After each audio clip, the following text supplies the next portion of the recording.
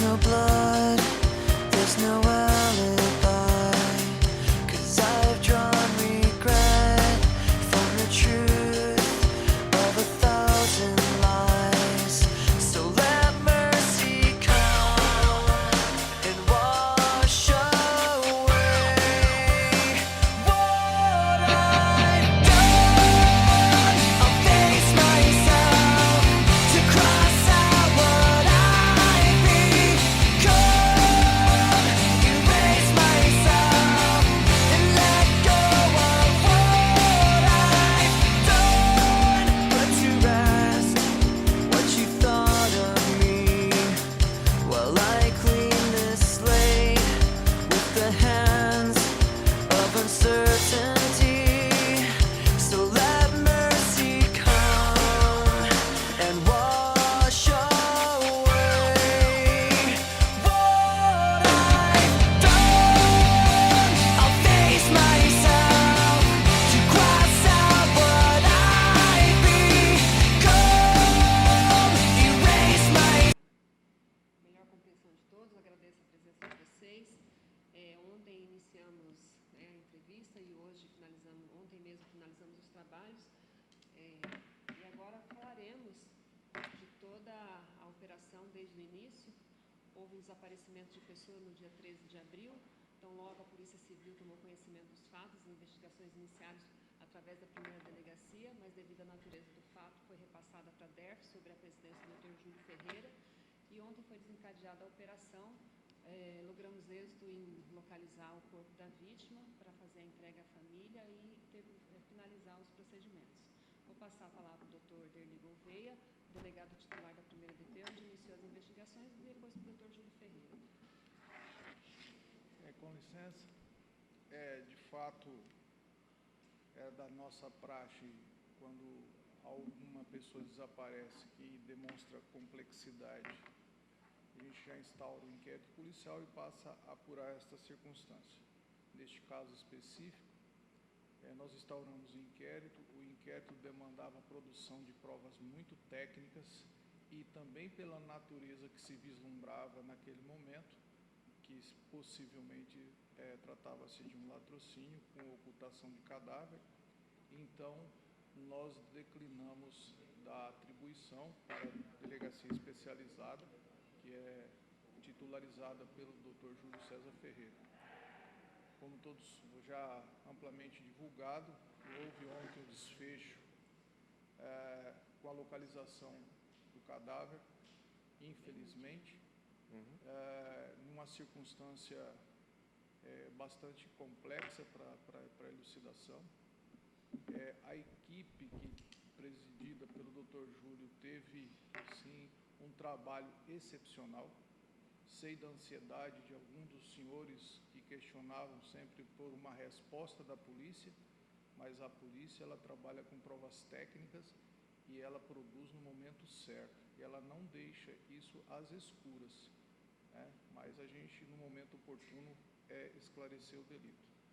Quero aqui externar o meu agradecimento à equipe do Dr. Júlio, que teve essa dedicação ímpar, ao Poder Judiciário e ao Ministério Público, que também teve o comprometimento institucional necessário, a Prefeitura também, que cedeu maquinário para fazer aquela escavação, enfim, a todos aqueles que direta ou indiretamente colaboraram com a investigação. Bom dia a todos.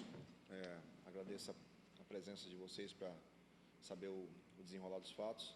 Ontem nós tínhamos poucas informações ainda, tínhamos iniciado o cumprimento das medidas. Antes de falar dos fatos, para que eu não esqueça, eu quero agradecer muito a atuação inicial do primeiro DP, do Dr. Deli e sua equipe. Os policiais do primeiro DP fizeram um trabalho excepcional no começo dessa investigação, antes de declinar a competência para a gente. Quero agradecer ao Núcleo de Inteligência da Delegacia Regional, com a doutora Renata, que também nos deu um apoio e suporte sem o qual a gente não teria conseguido. Agradecer ao Corpo de Bombeiros, que deu um grande apoio para a gente, na pessoa do Major Guedes e do Capitão Costa, que foram lá, fizeram busca na represa, prontos o tempo todo. Então, assim, foram excepcionais. a Prefeitura que nos cedeu o maquinário, a SESDEC também deu um apoio, o Coronel Pachá veio pessoalmente aqui dar um apoio para a equipe, porque sabia da importância dessa situação e do envolvimento do investigado com o meio político, assim como o nosso diretor Tiago Flores. Então, todas essas pessoas colaboraram para esse desenrolar. Falando dos fatos agora, inicialmente, tínhamos até então, como o doutor Derli mencionou, um desaparecimento de pessoa e que a suspeita se converteu em latrocínio com ocultação de cadáver, né? Isso veio para a nossa unidade policial. Trabalhamos com essa hipótese desde o início e colhendo depoimentos e ouvindo pessoas, fomos ao local dos fatos, conversamos com vizinhos, andamos na rua da vítima, conversamos com pessoas na rua da vítima, crianças, adolescentes, pessoas que até não queriam se identificar, não queriam prestar depoimento. Descobrimos que a vítima saiu no dia 13 da casa dela, em uma motocicleta Honda de cor preta, voltando e posteriormente saindo no veículo Fiat Uno de cor vermelha com insufilme nos vidros. É um detalhe importante, essa saída da vítima. Depois disso, a vítima fez o último contato telefônico às 20h16, do dia 13. Esse último contato telefônico foi com a pessoa que estava comprando a casa dela. A pessoa estava lá na frente da casa dela e ela já estava em trânsito. Ela deu a entender que estava na presença do investigado hoje preso. Eu vou evitar ficar falando o nome e tudo mais, porque, como vocês sabem muito bem, a nova lei de abuso coíbe esse tipo de antecipação de culpa. Eu vou falar dos elementos que nós coletamos, certo? Para ficar muito claro que não tem dolo nesse sentido. Então, o investigado foi a pessoa que saiu, com os elementos que nós coletamos, saiu com a vítima do local. Com os vários depoimentos que nós coletamos, o investigado mantinha um relacionamento extraconjugal com a vítima. Esse relacionamento, ele prometia a ela que ela mudaria para a chácara, a casa da chácara que ele estava construindo, que é o local onde nós fizemos busca. A vítima ajudou a custear a construção dessa casa. Inclusive, levantamos que a vítima fez inúmeros empréstimos do ano passado para cá, e de outubro de 2020 para cá, ela fez mais de R$18 mil de empréstimo. E também, além disso, ela vendeu a casa e pegou a quantia de R$30 mil em espécie. Nós levantamos que ela auxiliou na construção, inclusive juntamos nos autos nota fiscal de compra, por exemplo, de cimento feita por ela para a construção dessa chácara, dessa casa na chácara.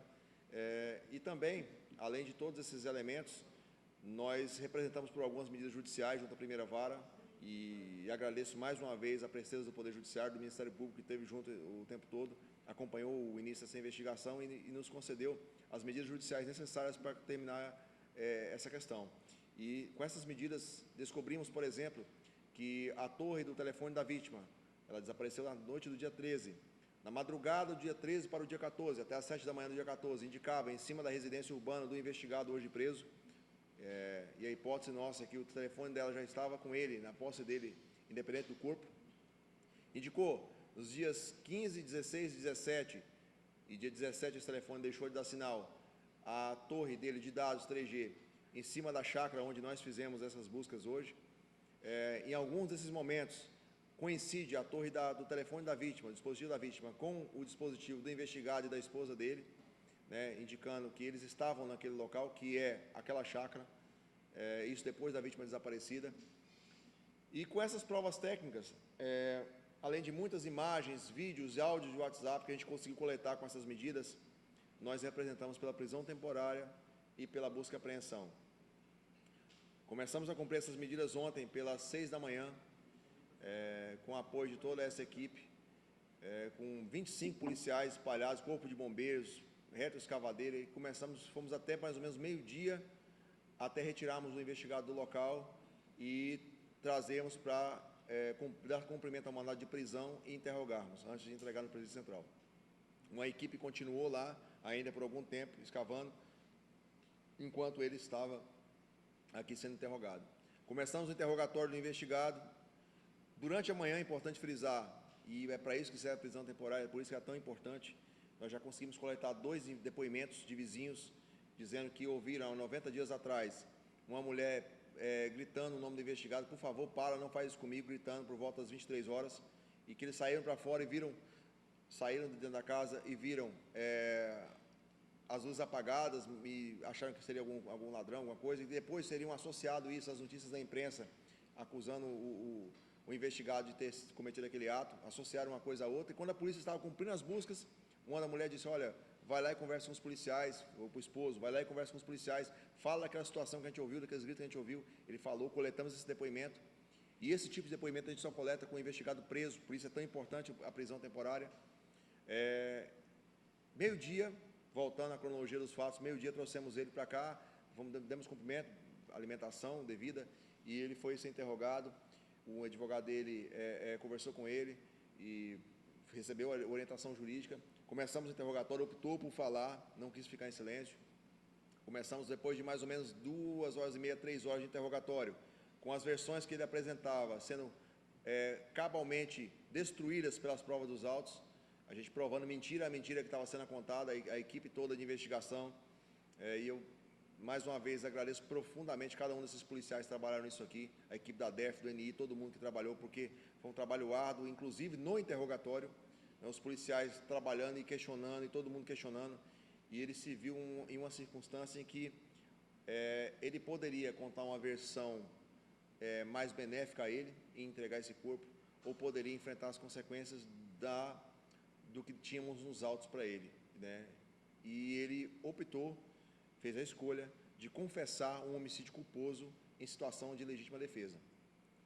Ele afirmou que a vítima, ele sim, pela primeira vez ele confirmou que estava tendo um relacionamento com a vítima, que até então ele negava categoricamente, confirmou que tinha um relacionamento com a vítima do final de 2020 para cá. Na verdade, temos que esse relacionamento com a vítima iniciou quando ela tinha aproximadamente 13 a 14 anos de idade e venha durante todo o tempo até agora. A vítima nutria verdadeiro amor pelo investigado. E agora, recentemente, ele optou por continuar, fortalecer esse vínculo afetivo com ela, manter o relacionamento mais forte e confessou realmente que fazia transações de dinheiro com ela, mas disse que, na verdade, ele emprestava dinheiro para ela e ela estava pagando. Essa versão também nós não acreditamos, mas é a versão dele. E ele disse também que a vítima, no dia dos fatos, teria ido até a chácara atrás dele. Ele fala que ela foi de mototáxi, com capacete no braço, quando, na verdade, nós acreditamos que ele pegou ela lá, pelo tudo que já temos nos autos, e que ela teria entrado desesperada e teria começado a agredir ele, querendo mudar para a chácara, coisa que ele já teria dito que seria da família dele, da esposa dele. Ele dizia que a vítima falava que queria mudar, quando ele, na verdade, era a esposa dele que ia mudar, ele já tinha deixado isso claro e a vítima não aceitava. Essa é a versão que ele informa. E que a vítima teria ido até a chácara e, na chácara, tentado agredir ele, pôs a mão na bolsa, momento em que ele, segundo a sua versão, acredita que ela teria uma arma ou algo assim e iria tentar contra a sua vida. E ele perde a cabeça nesse sentido, nesse momento, pega a rede, que estava aquela rede lá fora, quem estava lá, alguns da imprensa estavam lá de fora acompanhando, viram que tinha uma rede na varanda, aquela rede, e com ela ele estrangula a vítima, sufoca a vítima, e depois joga numa valeta que já existia no local, que ainda não estava soterrada naquele momento, porque ele soterrou depois que entrou na chácara, e cobre com terra, enfim, vem depois soterra. Ele disse que vagou a noite toda, arrependido, sem saber o que fazer, que não lembrava, só lembrava da família, não sabia, se arrepende muito, que chorou muito, que teria contado a versão anteriormente. Ocorre que o que temos nos autos contradiz frontalmente o que ele diz. Ele, no dia seguinte, no dia 14, ele foi na padaria, comprou pão, foi na casa do homem que fez o frete para ele, do freteiro, do prestador de serviço, conversou com ele, sorriu, brincou, chamou para fazer o frete, fez a mudança dele com maior tranquilidade. Sabemos agora, foi até a casa da tia da vítima, segundo informações que coletamos já hoje, que a gente está reduzindo a termo ainda, presenteou a tia da vítima com uma TV, que morava na frente da casa dele. Então, assim, o que temos nos autos contradiz a versão apresentada pelo investigado, né, no sentido de que ele tivesse feito isso de forma culposa, de forma não pensada, não premeditada, e contradiz, inclusive, a versão dele de estar arrependido, e contradiz, inclusive, o fato de que ele afirma ele não deu conta do telefone da vítima, disse que não sabe, que não estava com ela, quando, na verdade, o telefone, sim, estava com ele em algum momento, e indicava a torre na chácara e em locais que ele estava também. Então, assim, o que temos nos autos hoje convertem a tipificação inicialmente dada de latrocínio para estelionato seguido de feminicídio, né? E nós vamos mudar a tipificação do indiciamento dele e vamos agora concluir a investigação, fazendo uma reprodução simulada dos fatos, tentando entender melhor as coisas, verificando se há indícios de participação ou coautoria, alguém o ajudando nesse sentido, né? E, com isso, relatar o inquérito. Então, essas são as providências que vão ser tomadas. Isso procede. Nós não nos aprofundamos para saber se o investigado realmente foi autor desses crimes ou não. É isso que nós temos a dizer. Seria só um ou mais de um? Temos conhecimento de pelo menos 3 ou 4 inquéritos nesse sentido. Na chegada da polícia na chácara dele, como é que foi a reação dele? Ele colaborou em algum momento com o trabalho da polícia ou até então negava as acusações? Ele é extremamente colaborativo, ele é uma pessoa tranquila, ele não muda, não, em momento algum ele se enraivece, ele tem rompante de emoção. O comportamento do investigado, tecnicamente, a gente pode dizer que as características de comportamentais do investigado são muito similares às características comportamentais de um psicopata, certo? Então, não sou psicólogo e nem dou laudo disso, mas, pela nossa experiência aí, 10 anos na atividade policial, podemos dizer que as características comportamentais dele são idênticas às características comportamentais de um psicopata. A frieza, a articulação, ele é uma pessoa extremamente amável, ele não tem rompante de emoção. Ele, após acharmos o corpo, ele tomou banho, comeu para voltar para a delegacia, enquanto estava ocorrendo a escavação. Esse corpo estava enterrado a poucos metros do local onde ele, toda manhã, tomava café com a esposa. A preocupação dele maior com a gente é se a gente iria tampar os buracos que a reta escavadeira fez na chácara dele. Era uma preocupação bem grande dele naquele momento. Então, assim, as mensagens que nós temos de medidas judiciais, telefônicas e telemáticas dele, ele não declara amor a ninguém em momento algum, embora as inúmeras mulheres com quem ele se relacionou, e nós temos aqui pelo menos umas 6 ou 7 mulheres que foram ouvidas por relacionamento extraconjugal com ele, todas um amor, uma paixão por ele, ele não corresponde isso em mensagens, ele é frio o tempo todo com essas mulheres. Então, esse conjunto de características nos leva a crer que ele tem sim características de um psicopata. Eu não vou afirmar isso categoricamente, justamente por não ser psiquiatra forense. Além do acusado, mais algum suspeito foi detido também ou só o acusado? Somente ele foi detido e agora temos que aferir se tem alguma coautoria ou participação, mas a priori não tem essa indicação de coautoria e participação. Esses casos aí que está rolando na rede social, que ele seria suspeito, todos os casos que vai ser investigado, sabe dizer se seria mulher também? Que teria? Todos. Todos são mulheres. Todos são mulheres que se relacionaram com ele e que alguns têm indicação de que repassaram valores em dinheiro para ele e que depois disso morreram em circunstâncias estranhas, suicídio, mortes não esclarecidas e tal.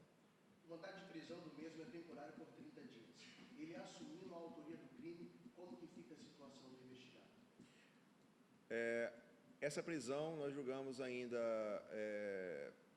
necessária por alguns dias para que a gente possa ouvir algumas testemunhas, né? Nós acreditamos que é necessário que o investigado permaneça nessa condição para que a gente consiga coletar alguns depoimentos, né? Mas isso fica a critério do juízo. O juízo agora vai fazer a audiência de custódia dele hoje, ou já fez, não sei, e vai decidir, deliberar se ele continua preso ou não. No trabalho da perícia lá, no momento lá, o perito soube dizer se teve alguma lesão na estrutura óssea da moça? Não. Ou se não foi constatado nada? Não foi constatado. O crânio da vítima está com um buraco, mas é decorrente da escavação e da máquina.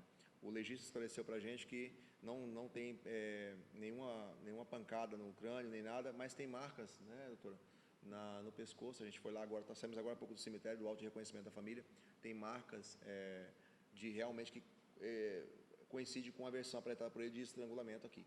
Então, é possível realmente que a versão dele tenha sido correta, pelo pescoço. Isso seria até uma certa... É prematuro para dizer isso, mas seria até uma certa marca de atuação, né? Em relação a outros inquéritos, nós temos conhecimento, como eu já mencionei, que as mulheres morreram geralmente por situações relacionadas ao pescoço. Então, isso fortalece essa suspeita, esse boato que está correndo em rede social, que, repito, não houve investigação da nossa parte nesses inquéritos para relacionar o investigado a eles, certo? Doutor, o senhor falou que possivelmente ele começou o relacionamento com ela entre 13 e 14 anos, né? Exato. Esse relacionamento foi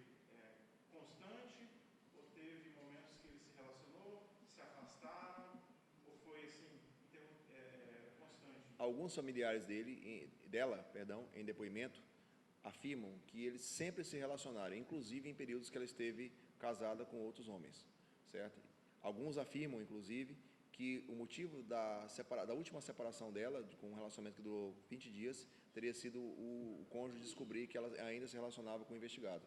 Então, é difícil dizer isso, porque a vida íntima das pessoas, a gente não tem esse acesso e todo mundo fala o que quiser. Mas os depoimentos coletados são no sentido de que eles nunca deixou de se relacionar com ela, né? Como o investigado também tem uma ação penal na qual ele foi absolvido pelo crime de estupro de vulnerável em situações idênticas com a menina vizinha, que supostamente teria se relacionado com ele de 11 a 13 anos, nós acreditamos que isso pode ter alguma veracidade. Doutor, depois que o acusado assassinou a mulher, no caso ali, como que ele fez para levar o corpo até o cavalo para poder jogar? Ele arrastou, utilizou alguma coisa?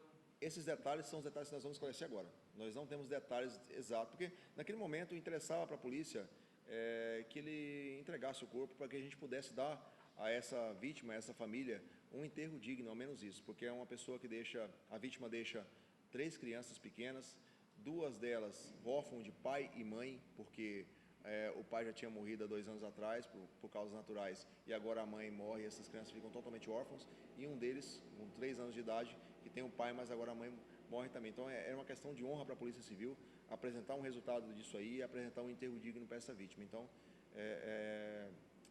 perdão, a pergunta?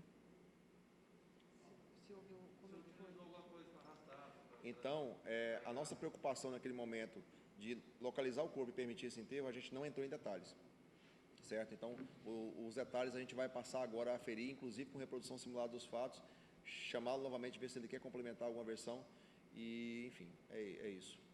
Uma resposta dada para a sociedade, mas o que temos que parabenizar por parte da população é a união entre a polícia, né, esse trabalho desenvolvido, e podemos dizer sim que foi um tempo rápido, 3 meses após o sumiço, mas o que chama a atenção é essa união da polícia aqui de Paraná